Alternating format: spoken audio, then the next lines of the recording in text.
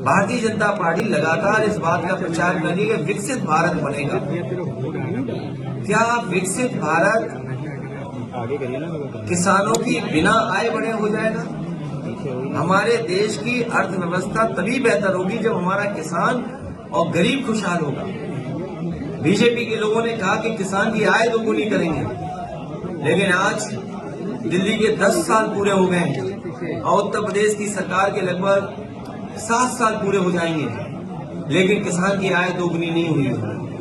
नौजवान बड़े पैमाने पे बेरोजगार हुआ है, उसकी नौकरी छीनी गई है।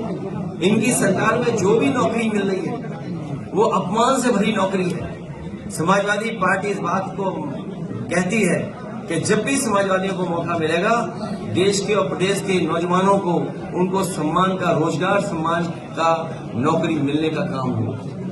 जो इन्वेस्टमेंट का सपना दिखाया था वो जमीन पर नहीं दिखाई दे रहा है। 40 लाख करोड़ का सपना दिखाया, एमओयू साइन हुए, अब तो दूसरे प्रदेश के लोग भी एमओयू कराने लगे हैं। हाल ही में तमिलनाडु में देश के प्रधानमंत्री गए, देश के बड़े उद्योग मंत्री गए, वहां भी एमओयू हो गए।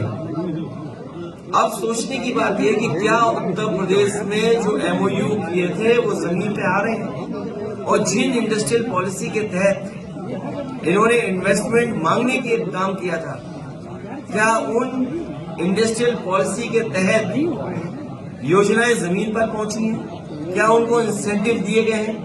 जब बजट में इंसेंटिव का पैसा नहीं था या इंसेंटिव के लिए कोई बजट नहीं था, तो फिर इन्वेस्टमेंट क्या आया है? कानून व्यवस्था पूरी ध्वस्त हो चुकी है और उत्तर प्रदेश ने ऐसी लूट कभी नहीं देखी होगी। हर स्तर पर लूट है, चाहे वो थाने हो, चाहे वो तहसील हो या कोई विकास कार्य हो रहा हो।